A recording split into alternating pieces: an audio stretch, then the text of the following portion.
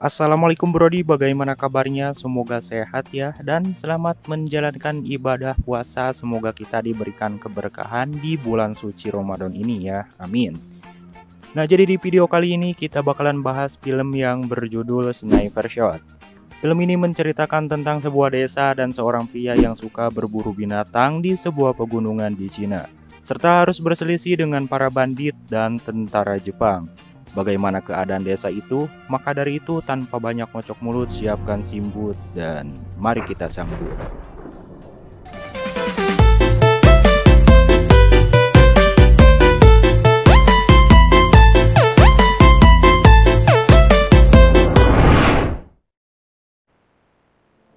Di awal film diperlihatkan dengan pemuda yang sedang berburu kelinci. Pemuda itu bernama Geshan.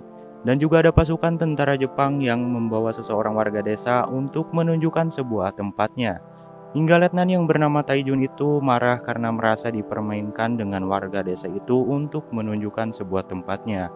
Dan pada akhirnya Taijun itu mau menembaknya, namun tentara yang satunya melesetkan tembakan itu. Dan ia berkata bahwa dirinya memberikan tahu tempat itu, maka dia tidak akan membunuhnya. Sontak saja suara itu terdengar oleh Geshan dan segera melihatnya. Karena merasa marah, Geshan pun langsung membidik letnan itu tepat mengenai dadanya hingga tewas.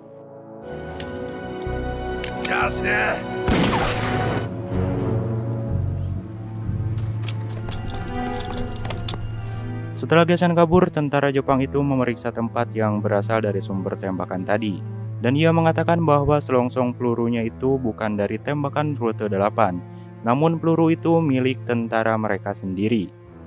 Sementara Geshan pergi ke sebuah gua, di situ terdapat cukup banyak senjata simpanan Geshan. Sedikit informasi saja, ternyata Geshan mempunyai senjata itu mengambil dari markas tentara Jepang. Oleh sebabnya, para tentara Jepang yang di awal scene tadi, mereka membawa seseorang warga untuk meminta menunjukkan di mana senjata mereka disembunyikan. Oke, balik lagi ke tentara Jepang yang bernama Oshima. Ia berkata bahwa ia telah menemukan akar permasalahannya dengan mengikuti jejak masalah itu. Sementara Geshan lari seedan-edannya menuju ke sebuah desa.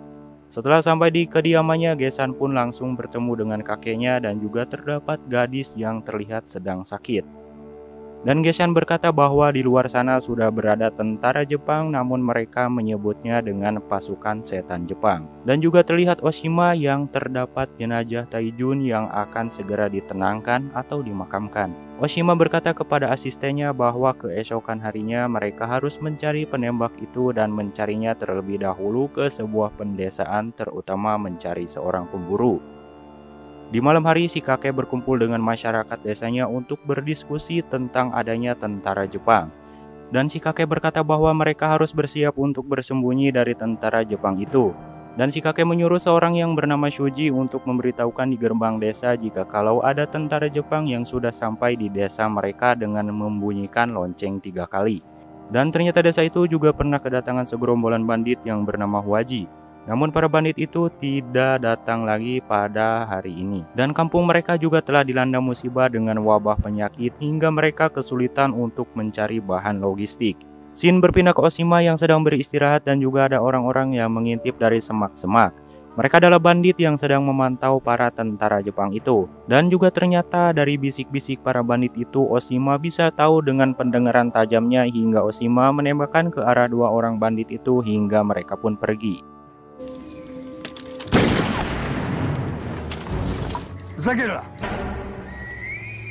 Di keesokan harinya, asisten Oshima yang bernama Kin-Er dihadang oleh para bandit itu dan ada juga pemimpin bandit yang bernama Huaji. Singkatnya, Huaji menanyakan sebuah senjata yang anggapan Kin-Er adalah kelompok bandit Huaji yang mengambil senjata milik tentara Jepang itu. Yang menurut Kin-Er disembunyikan di sebuah pegunungan, namun Huaji berkata bahwa dirinya tidak mengetahui senjata itu disembunyikan di mana. Para bandit pun langsung menuju sebuah desa yang dimana Geshan bertempat di sebuah rumah yang juga ada kakeknya Geshan, dan Huaji menanyakan senjata yang mungkin si kakek menyembunyikannya. Namun si kakek berkata bahwa senjata yang ada di rumahnya adalah senjata hanya untuk berburu saja. Dan jika tidak memberitahukan senjata itu berada di mana, maka tentara Jepang akan mencarinya ke rumah si kakek.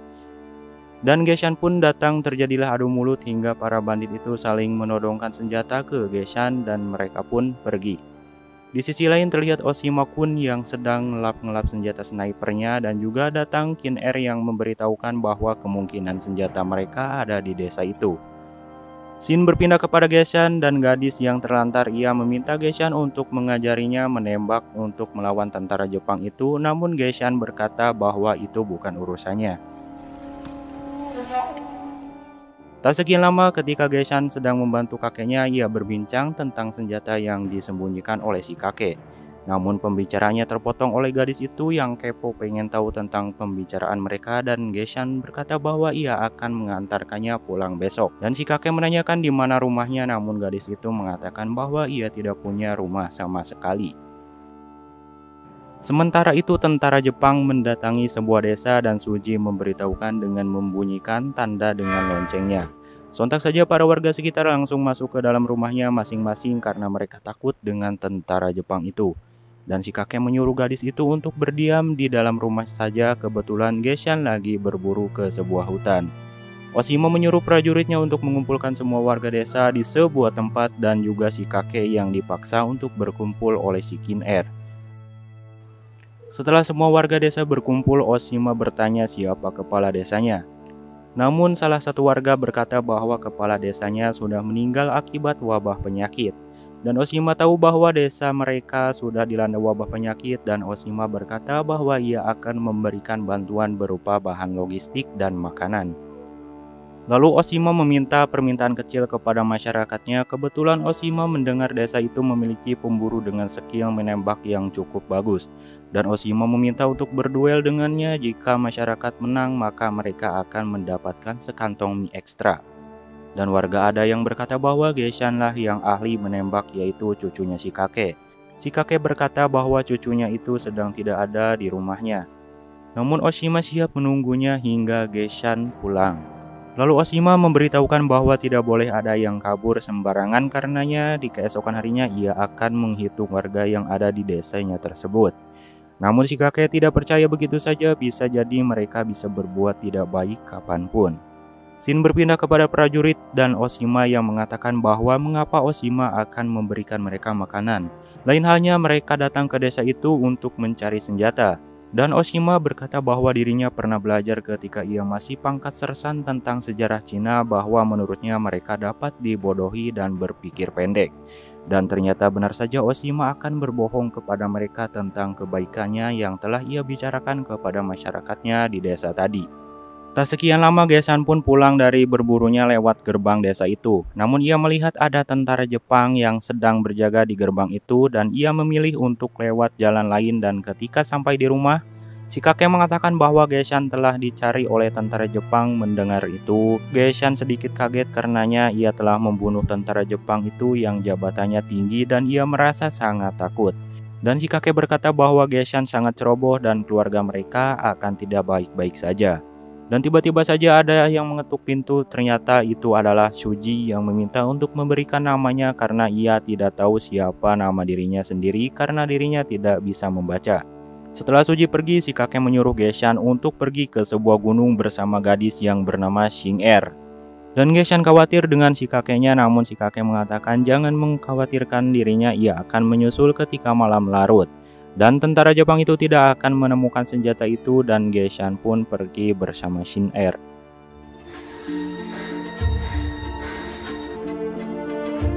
Sementara warga desa akan kabur dari desa itu untuk menghindari tentara Jepang. Namun di tengah jalan mereka dikejutkan dengan tembakan yang mengenai warga itu hingga tewas, dan ternyata tentara Jepang sudah mengetahui ketika mereka pergi. Dan Oshima berkata di mana mereka menyembunyikan senjata itu maka mereka akan hidup, dan ada satu orang warga yang mengatakan bahwa dia tidak mengetahui senjata itu disembunyikan di mana, dan ini yang terjadi. Setelah salah satu warga itu ditembak, Oshima mengatakan bahwa siapa saja yang tidak mengetahuinya maka ia akan menembaknya. Dan ketika Oshima mau menembak warga, si kakek mengatakan jangan membunuh warga desa itu karena mereka tidak mengetahui, dan si kakek terpaksa harus menyerahkan dirinya bahwa ia tahu senjata itu disembunyikan di mana. Dan si Kin Er mengatakan bahwa cucunya sedang berada di sebuah gunung, otomatis ia akan turun gunung untuk menyelamatkan kakeknya tersebut. Shin Er bertanya kepada Oshima bagaimana dengan warga itu, lalu Oshima berkata bunuh saja mereka semua kecuali si kakek ini.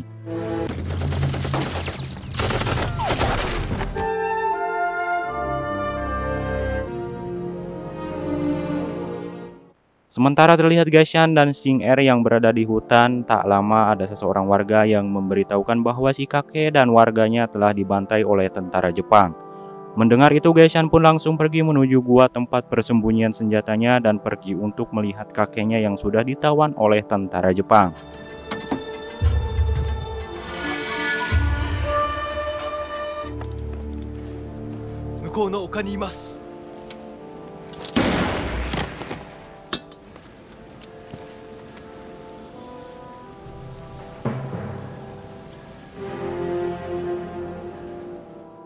Dan menembakinya satu persatu bagian tubuh si kakek yang sudah tergantung di sebuah pohon. Dan si kakek berkata bahwa jangan menyerahkan senjatanya kepada tentara Jepang itu dan menyuruhnya untuk segera pergi, dan si kakek pun meninggal.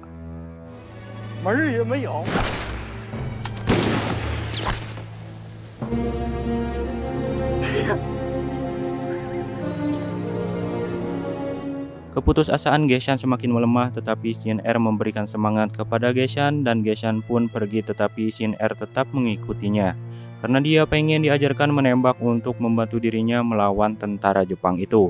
Di sisi lain, tentara Jepang yang akan mencari senjata ke pegunungan.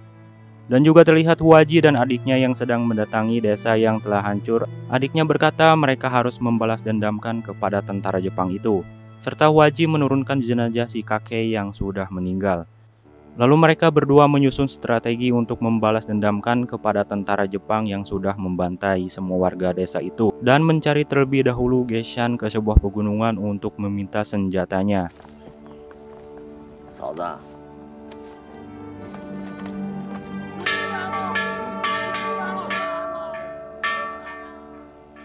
Sesampainya di sebuah pegunungan, Huaji bersama kawannya berpisah untuk mencari Gashan.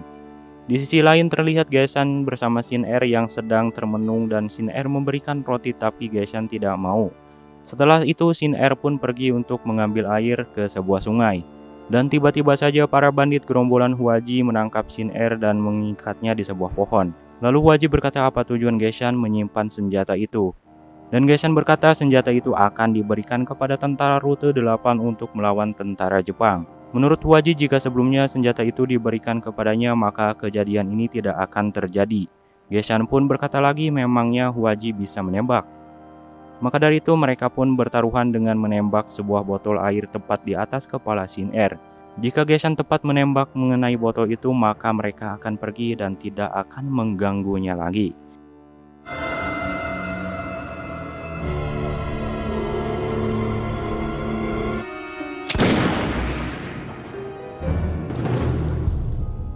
Setelah Gashan membuktikannya kepada Huaji, mereka pun langsung pergi, namun Gashan memerintahkan untuk tidak mengikutinya lagi, hingga Shin Er pun pergi.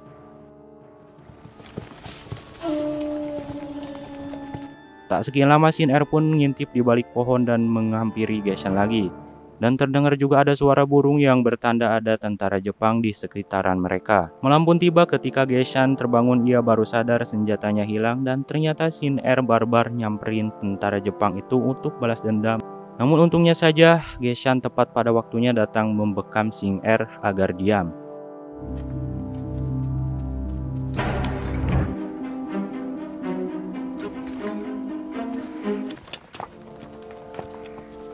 Singkat cerita, di keesokan harinya, Gashan pun mau mengajari Shin Er cara menembak.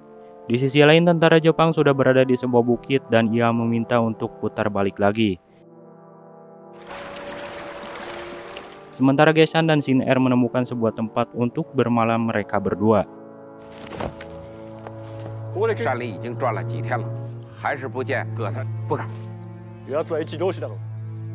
Di malam harinya ketika Shin Er tidur, ia bermimpi buruk tentang dirinya yang dikala itu ia adalah pengantin dan ayahnya sendiri adalah pemain suwona, di mana ayahnya akan mengantarkan Shin Er dikala ia menikah dan menuju rumah mertuanya. Namun kebahagiaannya terhenti di tengah perjalanan dengan adanya tentara Jepang yang membunuh semua tamu yang mengantar Shin Er. Dan ayahnya memainkan suona itu sementara tentara itu menodongkan senjata kepada ibunya, lalu bapaknya harus tewas di tangan tentara Jepang yang diiris di bagian pipinya hingga ayahnya harus meninggal dunia. Dan itulah kenapa Shin Er pergi dari rumahnya dengan keadaan tidak sehat. Ternyata ia dikejar dengan 2 orang Jepang, lalu ibunya Shin Er menahan kedua tentara Jepang itu dan Shin Er kabur untuk menghindari kejaran tentara Jepang. Lalu terdengar suara tembakan satu persatu dari keluarga yang dibunuh. Shin Er tidak ingin mati konyol seperti keluarganya. Ia meminta Geshan untuk mengajari menembak untuk balas dendam kepada tentara Jepang dengan nyawa Shin Er sendiri. Di keesokan harinya, Geshan langsung mengajari Shin Er menembak dan juga terlihat kelompok bandit Hwaji sedang mengintip untuk mencari tahu senjata yang Geshan sembunyikan. Tak sekian lama ada yang memberitahukan bahwa tentara Jepang telah menuju ke arah mereka. Sementara ketika Geshan pergi menuju tempat persembunyian senjatanya, ia terlebih dahulu untuk mengecoh para bandit itu untuk tidak mengetahui Geshan pergi kemana.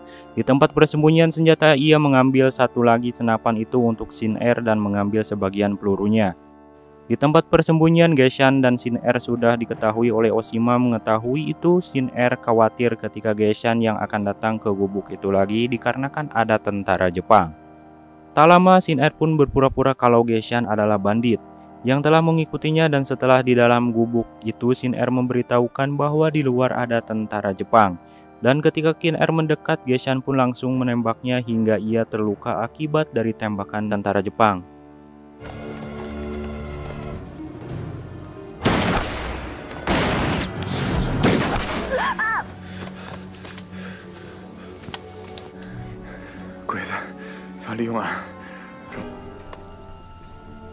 Dan untungnya saja di tengah keadaan yang terjepit ada gerombolan bandit yang mengalihkan perhatian tentara Jepang itu. Di kesempatan itulah mereka untuk kabur dari penyergapan tentara Jepang.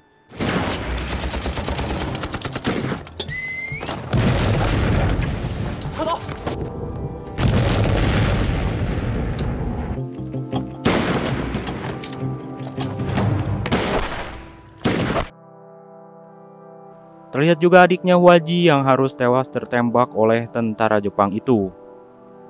Singkat cerita, Geshan yang terluka terlihat Shin Er yang sedang mengobatinya, dan setelah sembuh mereka kembali berlatih menembak bersama.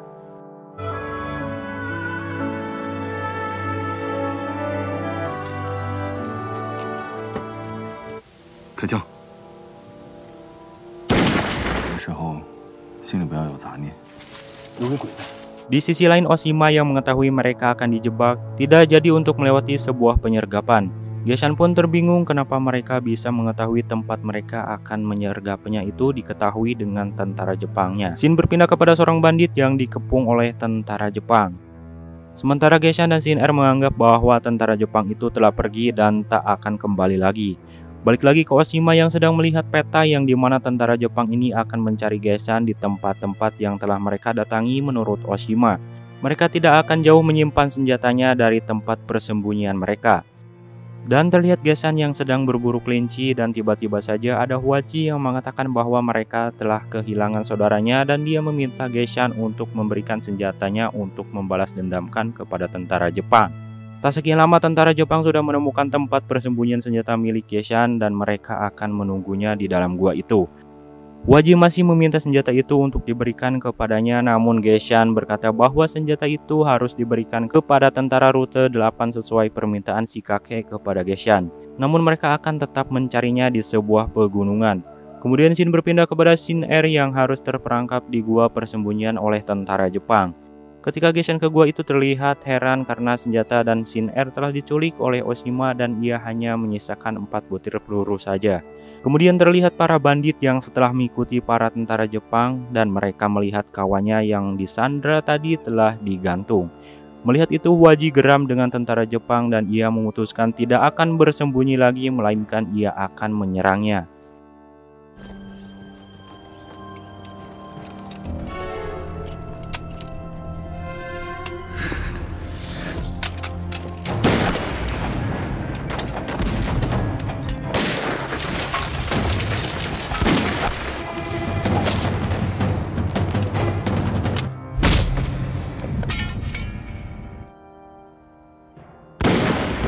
Gerombolan bandit itu sayangnya harus kalah melawan tentara Jepang karena tidak sebanding dan menyebabkan Huaji harus meninggal di tangan Oshima. Tak lama kemudian datanglah Geshan yang melihat bekas peperangan serta jenazah para bandit itu tewas.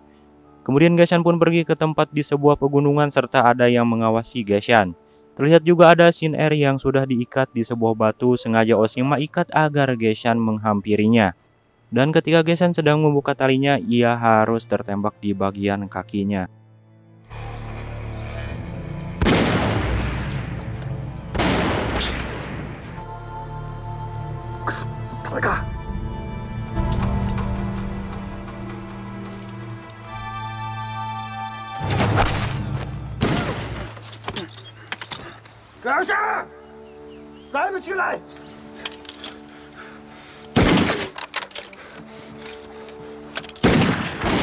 Setelah berhasil membuka tali pengikatnya, Geshan tidak menyuruh Shin Er untuk segera pergi karena bisa saja Oshima menembaknya. Karena Shin Er lower, ia harus keluar dari batu penghalang itu dan harus tewas di tangan Oshima. Menyisakan satu peluru lagi, ia harus menggunakannya untuk membunuh Oshima. Dan ia ingat dengan perkataan kakeknya dulu ketika berburu bahwa ia harus seperti batu dan bisa lebih tenang dari mangsanya.